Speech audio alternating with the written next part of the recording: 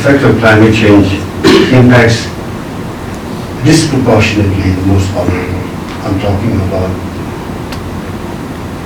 a struggling family, especially the girls. Also, it's a gender impact. We'll have to go in Rajasthan, perhaps 1 kilometer more to go to the winds. So climate change is very, very undemocratic, and also is a flouter of immigration rules. We come to 8 hours to 7.5 hours. They don't respect immigration laws. So Bhutan, despite these disparities, we are not looking at who's, we are doing a bit, also inspired by the selfless leadership of His Majesty the King. In that regard, I just wanted to add, I'm sure you must have heard about, again, a great idea that's coming in the South, equality and equal distribution of finite resources of the planet. Not only it is geared in our corner good friends, but has always been fortunate with enlightened leadership, and through that leadership, good friends, especially in the neighborhood like India. That's why Bhutan apologize for my tardy appearance this evening, as we are expecting a huge important guest from Thailand. I'm sure you must have visited some of the curtain raiser events going around here in Thimphu especially. I'm part of the organizing committee, and somehow we'll end up in a very, even in this group also. So with that, at the end of this event, I hope to rub off some nuggets of wisdom, a friendship. We meet as professionals, we hope to continue as friends. Thank you very much for your goodwill towards our country and to all your partners in Bhutan. Kaniche. Namaskar ji.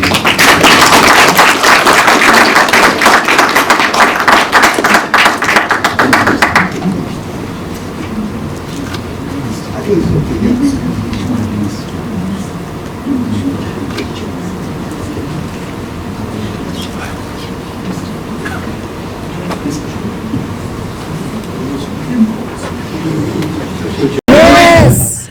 Say, we do it.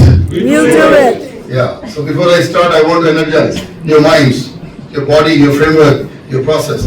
Basically, see, my history starts here from 2008, when you had the centenary coronations, and it was a luck, in that stadium, because I was given a choice to pick up either to go to the ceremonies, the spiritual ones, or to be in the football stadium. So I was a footballer, so obviously my leaning went to the stadium. So I ended up in the stadium. And as fate and destiny, I'm cutting the story short here. What happened is, suddenly the fifth king started walking down from the dais, and it was like nobody would have believed, even I would have not believed. I was with my small camera. I'm not a mass media journalist. That time I was running ENERTIA and Economy, my magazines. Of course, now these foundations have become bigger, our work, but that time it was just like publishing. And then this was like, he comes first to me, and crazy 50 journalists from all this, the Japanese, the channels, the NYK and the CNPCs and all. And it was, I did not know. I'm a sportsman, so probably I was able to face that. All of them with the boom and everything on top of me. You can imagine putting it here. He says, you want my photo? And I'm taking his photo in less than 1 feet of the fifth king. So I said, this is destiny, right? So destiny invited me right there. I was blessed to have that moment, right? And this moment doesn't come, right? Again, or like that, you know. Like you're not calculated, you're not planned, you're not schemed, but it happens. And I was on Bhutan radio for about an hour.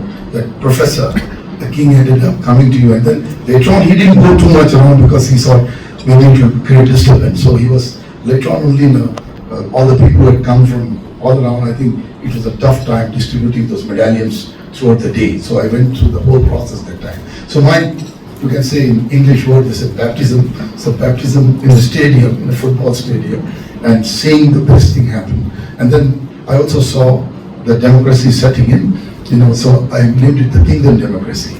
So it has come in my book. If you will get the bag now, it will be Bhutan brandished. I have a copy of the book, I'll show you, but you'll get the book copy. That was also 2019, I released on the 64th birth anniversary of the 4th, it was released here on the 11th of November 2019 as Royal University of Bhutan. So that was like a swan song, and that book actually encompasses for people who do not understand Bhutan and want to know a little bit on why the hydropower journey, why the other things. That book is a must read. It's a quick book. I do the 100 pages book. So this little talk I want to give before I start, because destiny brought me here and it has set me here, and I just love this country as much as I love India. So that is what I want to tell all of you in this room, and I will do anything possible to make this relationship stronger, because without people to people, without the business to business, without the process of engaging, only governments can't just engage. It has to progress in a much bigger way. So I think all three processes, like government to government, people to people, and economy to economy, that's the way it moves. And this is a historic moment for us. After 2008, the first person I was asked to meet, and that was my dear friend Arun Kazanchi, the stalwart who is the highest civil honor he has got for Tala, and that came before we announced the 10 gigawatt.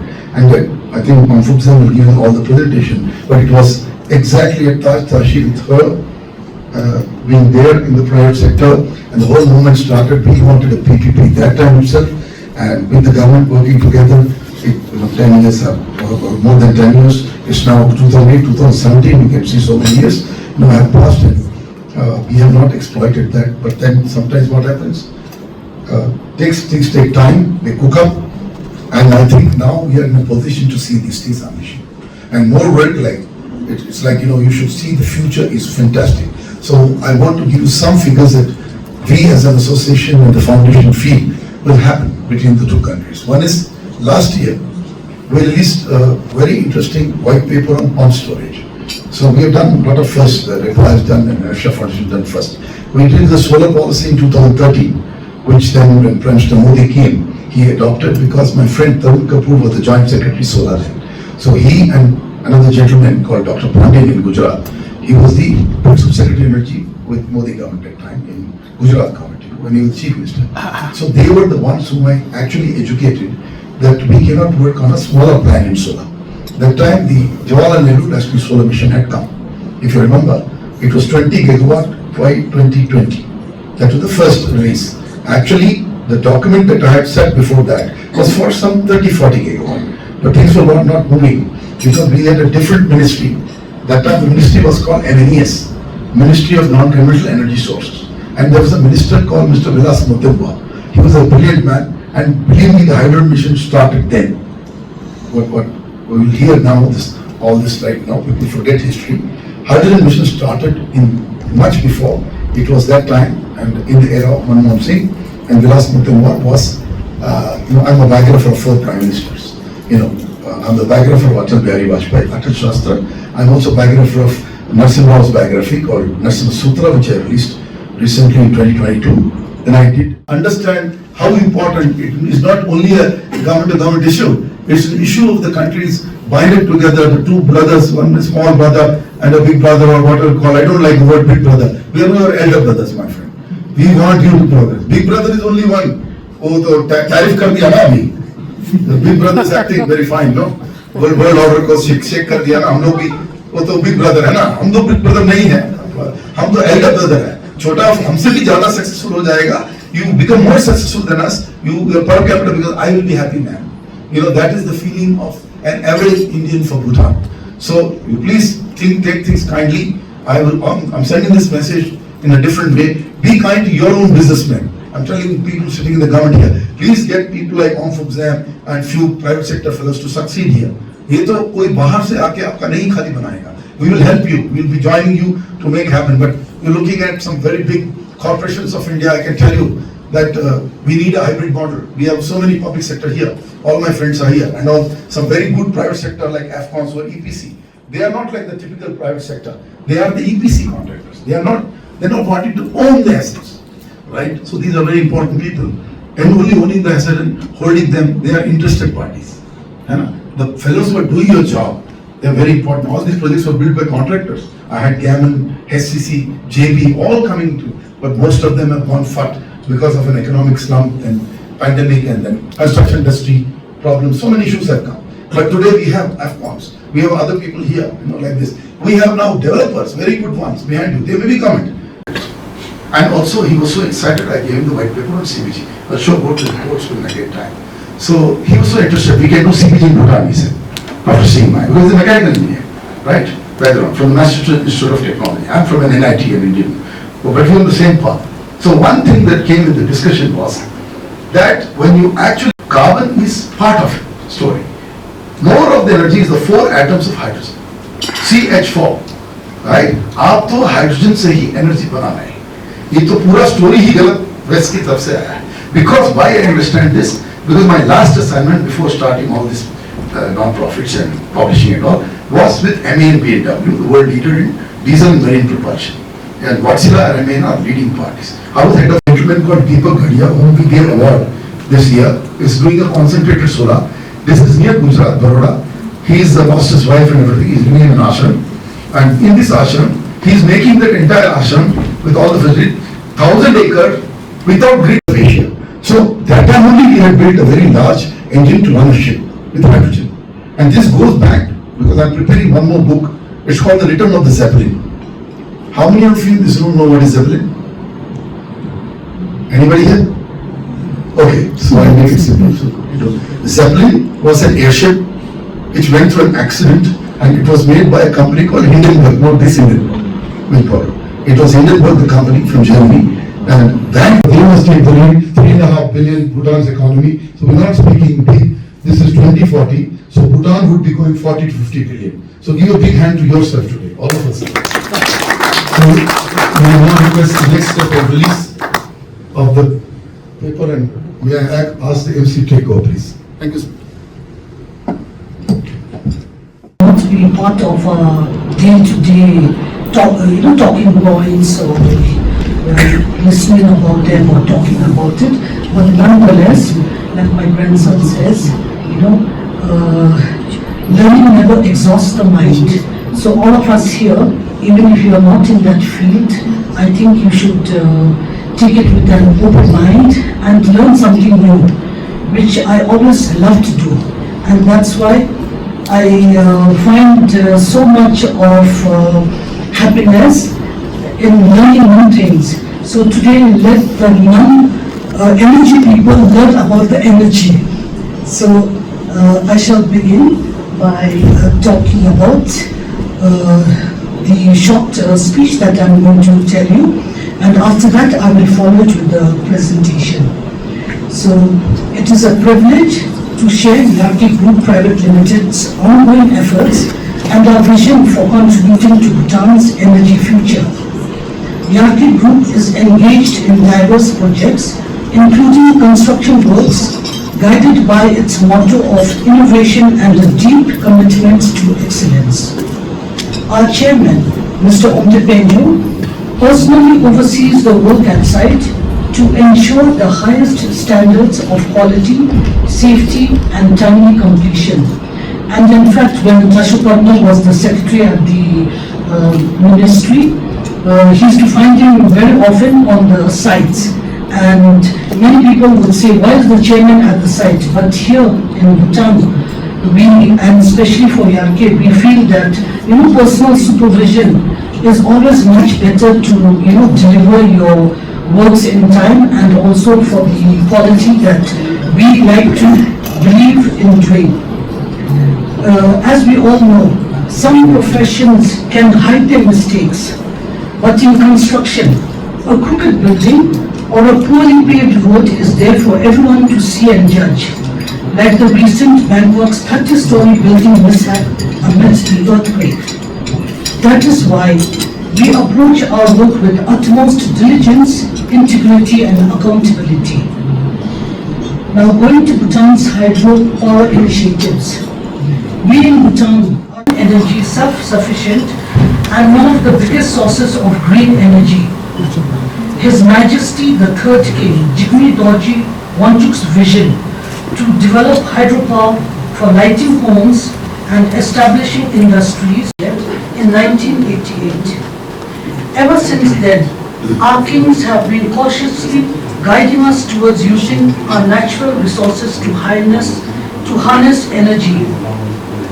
In 2008, Bhutan made surplus power to India was fulfilled by the fourth king, Jigme Singh Monjuk.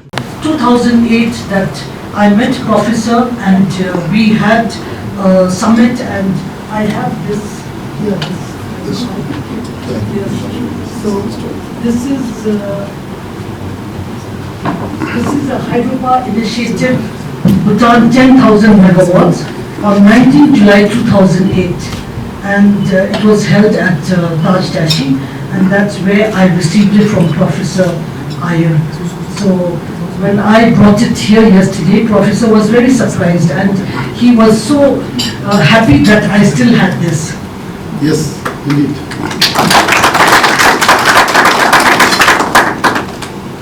However, this vision of 10,000 megawatts by 2020 could not be completely fulfilled, and besides, private sector participation then was minimal. However, all this is changing as we are now embarking to a future of Bhutan's Energy Vision 2040. The document, this requires an estimated investment of USD 26 billion. Of the total 20,000 megawatts, 15,000 megawatts will be sourced from hydropower and another 5,000 megawatts from renewable resources such as solar and wind. And you all may wonder why I have these documents. But you know, my sister, she tells me, in my past life, I think I was an English historian. I love keeping documents. So that's why I can share them with you today. So that is when Om Pradhan, he was that time the Minister of Power. So when it was completed, then the Japanese ambassador and they made a visit to the site. And over there, when I mentioned about the chairperson, I mean our chairman, he's always on the side. So you see him there with the workers. He's next to the Japanese guy in the dark red shirt. And this road is leading to Punakha, Tilagang. And on top you can see a small, place. Wherever YARKAY is, we always try to do something for the public. So that is a resting place. So people could have their tea and rest while they are there. Then this one is in Changche. It's Thimphu, Bhutan. Because of the good work that we have done at Tilagang, though there were 10 projects, the Japanese decided to have the inauguration in Tilagang, which we had undertaken. So they were very happy, and then they gave us 3 bigger jobs. One was in Changche, Thimphu. This is how the work we had to do. Then the next is in Darachu, in Dakana it is. So this is, I didn't have much photos then because that time I didn't go much to the sites. Others, you will see a lot of photos of it. Then this is the Thimphu in Shangam. So these 3 were given together to us. Then this is Ranjung Hydropower project. It's in the east, and this is under the Austrian funding. It's a bigger project. 2.2 megawatts. Next. So here you will see a bird's eye view of the Ranjung coming down, and the middle one, it's when I was looking through the photos, I found this, and it was in 1993 that the groundbreaking ceremony was to take place, and the Department of Power, they included us to send out the invitations. And at that time, if you see, the welcome speech was by Mr. Chong Wenzin, who is now the Tashu Chong Wenzin, CEO of GGPC. So when I sent him this, he was pleasantly surprised that I still had this invitation card. And that side you will see that the penstock pipes are taken down. So here, where you see this, this machine was taking up the pipes, and people there, and even the Department of Power, though we do not have from those days, but Tashu Karma, I'm sure we remember, people from the department, they were so surprised how we could, pull up a generator all the way up. But chairman, he used to devise and he used to see how well we could manage. So you could see the struggles that we have, taking it up all the way, then the work there, the intake, and then this is the completion of that tunnel. This Ranju was a very unique micro hydropower project because it entailed everything from the intake, the diesel tank, the penstock pipe. A small tunnel also was there, about 300 meters, and there you can see Tashakarma at a very handsome age of 32 years ago. Yes. And then is the Pasachula. So Pasachu is also, because of the Ranju, we did well, so then it became a continuation. As you do well, then the clients do have faith and they have confidence in you, so then they keep on giving you the projects. So this is, over there you see that water you can never see. It was called Chubotorisa. In English it's called where the water falls. So that's why the waterfall is called. And there is the penstock pipes. It's bigger diameter. So this is the lane. So on this penstock pipe, I must, YARKAY Group, we proudly mentioned that we were given the upper stage, which was 24 megawatts, and the lower was taken by the Austrians. Actually, the Austrians, it was subcontracted to us by the Austrians, and we did a very good job. I think Yogendra, you were there in Pasachu, and till now, I hear that they talk about the quality of the work that we have done. Because in the second stage, though I should not be saying it, but the second stage works were not as good as ours, especially when we were embedding the penstock. We try to do everything by the book, and there they tell you to lay it on sand, embedded on the sand, which we did. The fourth king, he visited Pasachu. The gentleman on the right in the army uniforms, many of you all may not recognize, but he's now the ambassador of Bhutan to India. Ambassador Prasad they call. So he was there that time, the ADC to the fourth king, and His Majesty was very happy with the work that we had done, and that Bhutanese is doing a hydropower project and the tunneling project. So we were very happy. Next. And His Majesty was accompanied by Her Majesty Gerun Sinben Monchuk, and the two children. They are very small, but now they are married also. One is not married, but now they have married the princess.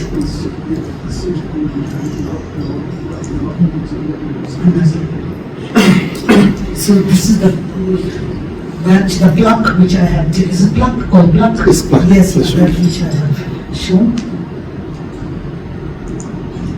And this is the 26 billion which I have shared with you that time. So it was, I think, put to BBS, which I mentioned before. So YARKAY, we hope for that 1 billion vision of 2040. And I hope and I request everyone in this room to please also share and help us to share in this vision. When we send out prayers to the universe, it gets answered. So I hope that today our prayers get answered. Thank you so much. Lands we are in Thailand and many more places. SPP is one of the companies that we have purchased a couple of years ago, many years ago, that is in England. This is a typical product range that I just want to showcase over here. We are into various types of centrifugal pumps and vertical turbine pumps, butterfly pumps, then hydro turbines, and as well as we have also made the recent one, a pico turbine, which can produce a 5 kilowatt of power, which is quite enough to handle the household load at 230 volt single phase AC. It is as simple as that. Product is simple to install, simple to use. Please. Specifically, we will talk on the hydropower. We have total 181 megawatt capacity installed within India and Southeast Asia. total more than 80 units have we have delivered since 1998 when we started the hydropower business. Along with our technology partner from Japan, we had a technical collaboration with them to 2008. After 2008, we became our own. We have improved the designs. We have made many changes in the designs also, which is giving a benefit to the end customers in terms of deliveries, in terms of efficiency of the product. We are the turnkey solution providers for the concept to commissioning, and we do everything on a single window basis, as we do for any hydropower. This is a Kaplan turbine. You can see a typical. You may not find these applications in Bhutan because Bhutan is a high-yield area or a hilly terrain area. But in India, we find these applications at many places. In South Indian part or a lot of places we can see that. And on the higher side, you can see the Francis turbines. Next slide, please. These are our ranges. We produce Francis Pelton Kaplan, vertical and horizontal configurations. Single unit up to 10 megawatt we can deliver. We have a innovative product that pump turbine that's up to 100 kilowatt capacity, and then pico turbine which is from the 0.5 to 5 kilowatt capacity. These are the computational dimensions, pictures you can see over here. I think this drug green power, they are into the hydropower business here. I think people can understand what the pictures we have shown over here. Next. This is a pump turbine. Next. Now we have certain design capabilities that I just run through. We do the dynamic, we do the analysis, all the type of analysis whenever we complete a tender and during the manufacturing process. Next. This is a typical bird's eye view of our factory, which is located around 250 kilometers from Pune, and it is a full-fledged factory for production of the turbines and its various types of pumps. Certain US patents also we have filed and we own them. A lot of design studies are being carried out during the equipment selection process. You can see the foundry capabilities. We have up to 14-ton capacity foundries. We use the 3D printing technology for manufacturing of the turbine cast runners or the pump impellers, regardless of its size, because it reduces the manufacturing time and improves the quality to a design level, absolutely to a design level. Whatever the design that we produce on the computer, that we transfer it through the 3D printing machine, and we manufacture the turbine components and the casings of that. So these all types of metallurgies we can produce for the products that we supply. You can see, I think all metallurgies have been covered. If there are any more, that also we can choose from that. Next, please. CNC machine manufacturing setup is there that we precisely use for manufacturing of the runner blades and the guidelines to achieve a desired design parameter or a design quality. So this is all done on the machines. You can see the lot of machines we have done during the manufacturing stage. Every turbine is assembled at shop floor, and dynamic balancing is also checked for the rotating components, so that there is very less work at site to do whenever we supply the equipment. These are the typical above 100 megawatt, medium you can say, or large. In medium and all, we can have FDI. That is the standing policy. But on that, current restriction or current caveat is that it's 4951. Whether the private wants to come or the FDI wants to come, that's 49. 51 should be us or DGPC for now. Why this is kept? Again, this has a story related to that Korlochu. If you remember, it was a joint venture. For 2-3 years, when I took up, we were left with the lease period. Then we signed for 30 years, and then another decision was on tariff. How do we discuss about tariff, because that's a joint venture. So they wanted tariff to be decided then. Then we said, no, that's not possible. like all other hydropowers, what we have done in IG, let's do that when the construction is almost done, and then we can get the right costing. So these two things, somehow or other, we agreed upon. But still then, the decision couldn't go. The tricks was, there was something not happening, because on the board, SJVNL had members, DGPC had members. ICRA, that will say same numbers here. So if something happens, we supposed to take the decision, the chairman, right? And the chairman had no power. He was just there to listen their talk. I said, this is never going to happen. I said, I don't see the light on the side of the tunnel. We have to dismantle this JV. It's not going to happen. That's how we had to dismantle that JV, and now we have opened up for all this private sector venture, because we had a learning from Tata too. So then we started discussing with Tata, and now Tata is there. Now Adani is also coming. At one point you might have seen in news that there was 70% something they were not willing, but now they are on the table. They are coming. So in this way, these are evolving things in the hydropower sector, and this will go on. Same goes to solar. In solar, we're stuck now. There is no guarantee from the government side. In solar, unless we come with the guarantee that the power, whatever is generated in solar by the private sector, government will buy. And this is the rate, suppose. This is what is possible. SeleQtions, private sectors can come forward, because then they know at what they have to construct. What is the expected price they will get. If that is lingering, if that doesn't come, then how the private sector will? What will happen? There is another rooftop.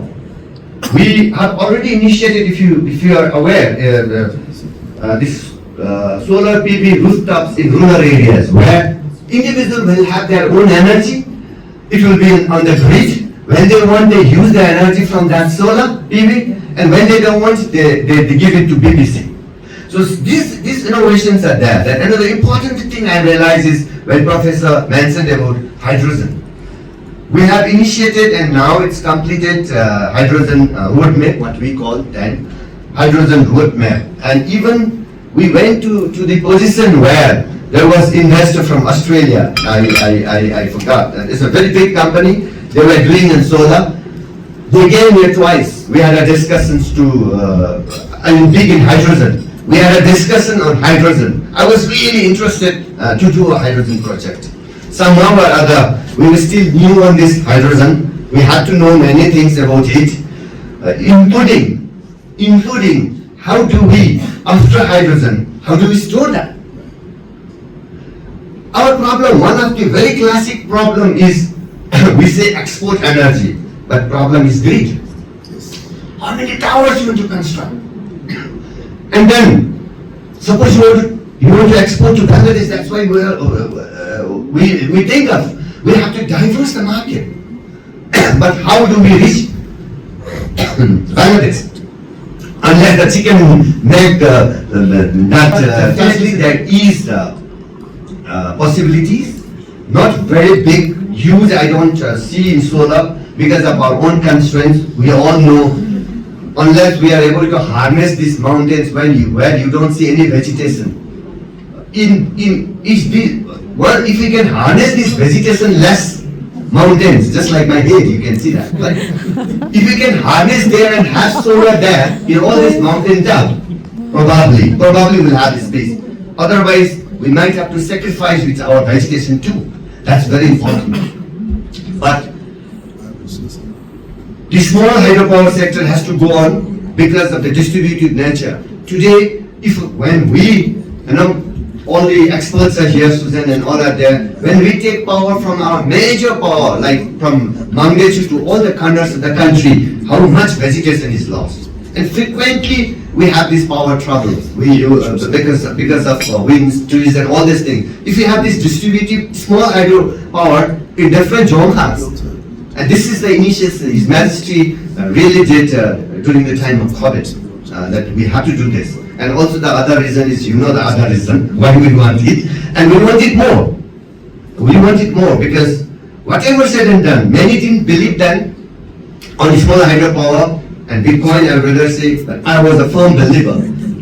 Whatever advantage, we have an advantage. We are not trading. We are not bringing from somebody and selling to someone, we make a profit. We are generating ourselves. And whatever power we can use, it's 3 rupees, 4 rupees, fine. We can still, even if the Bitcoin price comes to 20,000 or 25,000 or 40,000, still we'll gain. We will not get lost. So this is the platform we have to see for future too. And with Thimphu Mindful City and the big Sunkos there, I see a huge change in the hydropower technology as well as hydropower future of Bhutan. Because Sunkos is, it is a huge one. It's not about 2,800, 2,900 megawatt. It will be 4,000 plus. And that is one of the storage hydropower we can have. So similarly, we have to concentrate on some of our pump storage and storage kind of hydropowers, because run-of-the-river scheme, which we have done so far, this gives us trouble during winter, which every one of us know. Therefore, we have to concentrate on small storage power, and we have to continue generating, constructing hydropower, and where private sector will play a big role. It has already opened up now. It's starting to open. It has opened up and it will open more. We will learn and then it will come more. Therefore, I see Bhutan's future, in energy future, very, very, confident and very comfortable. And with YARKAY groups and all, we have all the experiences like this. Then we have other contractors also in this future. And my dear friend Karma Jigme had been in solar. Probably he was the one. He started from solar lanterns. Probably this guy had a small shop. Started in solar like that and still is there. He never lost his hope. And I salute him because he never lost hope. This had been, I think, for last 15 years he's struggling and he's still struggling. Hope you will see brighter days ahead, my dear friend. I really mean it. And I see the solar energy as well as small, medium and large hydropower will see a brighter path ahead, because so far whatever IG model, intergovernmental models we have done, these are now in the modern times, they are no more valid. I mean, we cannot do it in the same way. And one problem in hydropower is compared to solar is gestation period. The gestation period for hydropower is very, very, very long. If already DPR is done, and it is the construction, then again you are comfortable. If you have to start from pre-feasibility to and DPR and then you lose your hair, you lose everything. You go grey right there. So, but Bhutan has lot of potential, and we should not forego hydropower. We cannot wait for 20, 40 years. Technologies are evolving. AI is evolving like anything which we know, and probably even the kind of energy will evolve. Therefore, it is now we must do hydropower, solar, and hydrogen. We cannot wait. This is my wish, and I also like to thank Dr. Karma, who is a veteran in this power sector, all others, Afghans, Pluskor, who are here representing their companies, and Professor AJR, who is always passionate, very energetic. I'm very grateful to have some engagement with him. I'm also very passionate about energy, because everything is energy within you, outside you, around you. Therefore, we must go forward, look forward, and move forward. Let's all move together. And with this, our Bhutanese must feel for this and try to understand what His Majesty is trying to visualize, what his vision is. In simple words, in simple things, we may not be really able to analyze what he's thinking, but he's thinking out of the box, which one day, probably in the rule of his son time, we all will say he was the greatest person ever lived in Bhutan. Thank you.